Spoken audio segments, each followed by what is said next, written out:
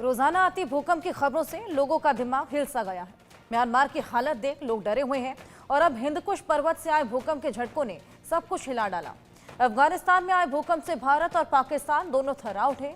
लोग यही कह रहे हैं, रहम करो धरती मां।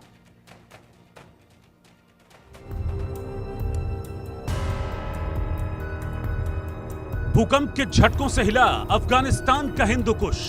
अफगानिस्तान में 5.9 तीव्रता का भूकंप झटके भारत तक।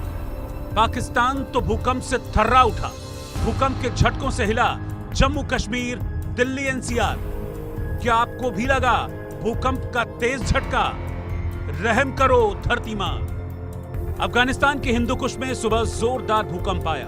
भारतीय समय के मुताबिक भूकंप सुबह 4:43 पर आया। नेशनल सेंटर फॉर सिस्मोलॉजी के मुताबिक भूकंप की तीव्रता रिक्टर स्केल पर 5.9 मापी गई। इसका केंद्र बगलान के 164 किलोमीटर पूर्व में जमीन के नीचे 75 किलोमीटर की गहराई में था। इस भूकंप का असर पाकिस्तान, कजाकिस्तान के साथ ही भारत के भी कुछ इलाकों पर पड़ा। भूकंप के झटके दिल्ली, एनसीआर, उत्तर प्रदेश, हरियाणा, पंजाब, राजस्थान के कई हिस्सों में महसूस किए गए। लोगों का कहना है कि तड़के जब वो गहरी नींद में थे, अचानक धरती कांपने लगी, जिससे घबराकर लोग अपने घरों से बाहर निकल आए। हालांकि कहीं से भी जान माल के नुकसान की कोई खबर नहीं है। वहीं जम्मू कश्मीर के किश्तवाड़ में भी सुबह भूकंप के झटके महसूस किए गए। राष्ट्रीय भूकंप विज्ञान केंद्र ने बताया कि किश्तवाड़ में 2.4 तीव्रता का भूकंप आया था, जिसने लोगों को दिल पर हाथ रखने को मजबूर कर दिया। वाकया आज सुबह का है, जब आप लोग अपने घरों के भीतर थे और अचानक से भूकंप के झटके महसूस किए गए। तुरंत लोगों ने अपने घरों से बाहर निकलकर जो है वो देखा कि कहीं भूकंप के झटके ज़्यादा तीव्र ना हो, क्योंकि इससे नुकसान हो सकता है।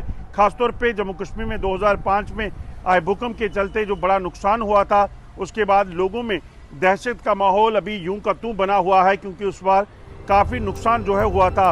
अफगानिस्तान के पर्वतीय क्षेत्र हिंदुकुश में आने वाले भूकंप अक्सर उत्तर भारत तक असर दिखाते हैं, क्योंकि एक क्षेत्र सक्रिय भूकंपीय पट्टी में आता है।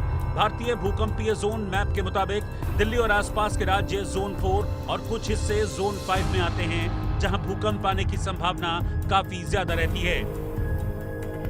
रीजन यहाँ तो अर्थक्वेक पहले भी आए हैं, अभी भी आ रहे हैं और आगे भी आएंगे, क्योंकि ये जोन ही ऐसा है जिसको हम अर्थक्वेक प्रोन जोन कहते हैं और सेस्मिक एक्टिव जोन कहते हैं। और रीजन इसका एक साइंटिफिक रीजन यही है कि हमारी इंडियन प्लेट और यूरेशियन प्लेट यहाँ पे टकराई हुई है। इंडियन प्लेट नॉर्थ की तरफ जा रही है, यूरेशियन प्लेट साउथ की तरफ जा रही है, जिससे ये अर्थक्वेक आ रहे हैं, उसी से हमारे पहाड़ बने हुए हैं। तो ये हमने इंडिया को 4 सेस्मिक जोनिंग मैप में बांटा हुआ है, जिसमें हाई सेस्मिक जोन हमारा हिमालय है, 4 और 5 में आता है। इन भूकंपों ने एक बार फिर से लोगों को भूकंप रोधी इमारतों और आपदा प्रबंधन की तैयारियों की अहमियत समझा दी है। म्यांमार की हालत सभी देख चुके हैं, इसीलिए खतरा बड़ा है। हर कोई भूकंप से सहमा हुआ है। कोई भी टेक्नोलॉजी ऐसी नहीं है, और क्या पूरे विदेश देश में कोई ऐसी टेक्नोलॉजी नहीं है जो ये पता लगा पाए कि अर्थक्वेक आने की संभावना या फिर कुछ जताया जा सके? देखिए, अर्थक्वेक आने की संभावनाएं तो हम जताएं। प्रिडिक्शन के 4 स्टेज हैं। हम लोगों ने अपना रिसर्च किया है, एनसीएस का ही रिसर्च है, कि हमने 4 स्टेज में प्रिडिक्शन को बांटे हैं। जैसे आपको पहले कहा कि आप पूछिए कि अर्थक्वेक कहाँ होगा, हम आंख बंद करके बोलेंगे अर्थक्वेक जो है हिमालय में होगा, या अर्थक्वेक अंडमान निकोबार में होगा, या अर्थक्वेक भुज में होगा। ये जोनिफाई किया हुआ है कि ये जो है अर्थक्वेक प्रोन जोन्स है बाय डूइंग आवर स्टडी, क्योंकि वहाँ पर जो plate configuration, collisional subduction tectonics plus interplate के बाद ट्रिपल जंक्शंस और सब और आंतरिक मटेरियल्स जो हैं उसके बेसिस पर हम किए हैं। तो पहला है कि हम एंटिसिपेट करते हैं, फिर उसको हम जस्टिफाई करते हैं कि क्यों ये अर्थक्वेक यहाँ पर ही होता है। उसका जस्टिफिकेशन साइंटिफिकली देते हैं कि यहाँ जो है अर्थक्वेक जो है फ्रेजाइल्स है, इनका मूवमेंट है काफ़ी कंप्रेस्ड है, इसलिए टूटेंगे।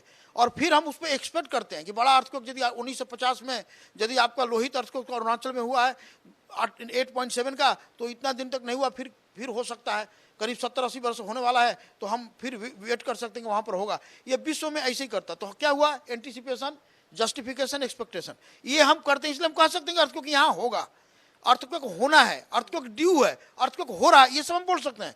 लेकिन कब होगा, कितना डेप्थ पे होगा और कितना स्ट्रेंथ का होगा, यही है प्रिडिक्शन। ये ऑथेंटिकेशन का जो स्टेप है, we have not still crossed. विश्व में कोई भी ऑथेंटिकेट नहीं कर पाया।